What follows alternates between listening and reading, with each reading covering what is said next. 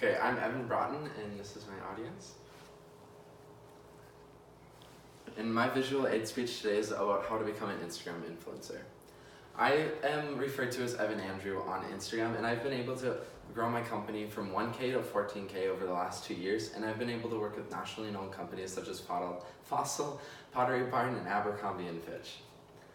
The first step in this process is to build your following. You want to post consistently, and this could range from posting 3 to 4 times a week or to every day. This just depends on how often you're going to be able to shoot and how often you're going to be able to get high quality content. You're going to want to have a consistent feed, and having a consistent feed just lets your followers know who you are and know what to expect from all your photos. You have to be patient. This process isn't going to happen overnight, and it's going to take lots of time and hard work to get to grow your following as well. You have to build a mini community around you. This is just having a group of friends that comments on your pictures and just like pushes your photos on the platform to help get more engagement on your demographics as well. And you also want to set monthly goals, and this is just to help establish personal goals to help you know what you're going to want to do in the upcoming months with your account. A quote from Elsa Darmer is, "Nobody's life is as perfect as their Instagram feed," and this is just very true. A lot of Instagram feeds and Instagram influencers say they have perfect lives, but they really don't. They're just posting about their highlights in their lives and none of the lows. The second step is to build a media kit. You want to know your demographic, you have to figure out what companies you're going to want to be working with, and you also want to establish credibility. Shane Barker said to become an Instagram influencer, the first thing you need to do is to find a niche that suits your personality. And this could range from travel, workout, fashion, or any category that fits what your style is. The demographic is what your reach and is for your Instagram profile. So this gets broken up into female and male, and also by different age groups. My following is 70% in the age range of 18 to 24, and this is perfect because I'm in that age group as well, so I'm able to relate to my audience really well. And also I have 63% females and 37% males, so this means that a lot of the companies that I'm going to be working with want to have both male and female products. To establish credibility, you're going to want to show the companies what photos you have taken before and what companies you have been working with. When you've been working with higher up companies, they know that you're real and that you're going to develop high quality content for them. So this is just showing my Silver Jeans, Pottery Barn, and Allbirds shoes. This is just one of the slides that you're going to want to have in your media kit. It just shows the overall what you're going to do for the company.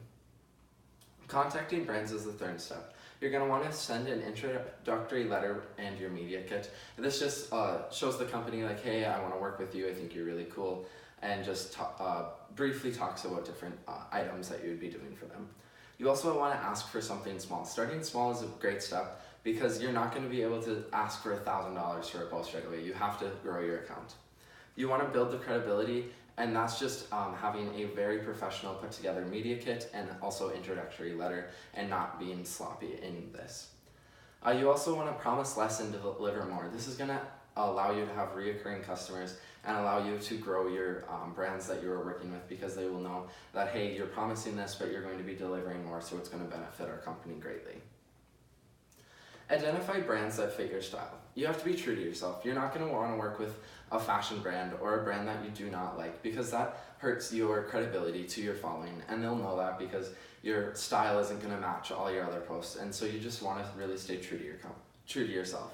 You have to stay practical. If you only have 1,000 to 2,000 followers, you're not going to be wanting to reach out to multi-international companies. You want to stay local and have the local boutiques and other companies that you're going to be working with at the beginning. And with that, you just have to start small.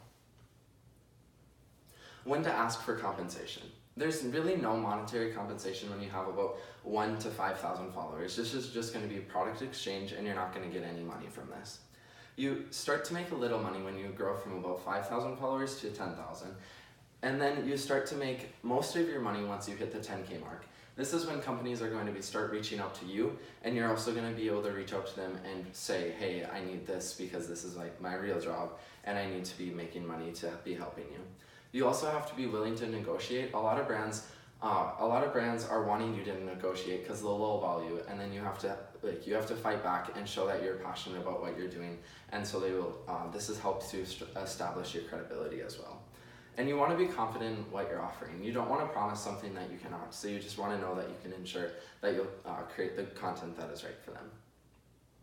So the steps to success are build your following, build a media kit, identify brands that fit your style, contacting brands, and know when to ask for compensation. When you apply all of these, you will then complete the steps of how to become an Instagram influencer and be yourself.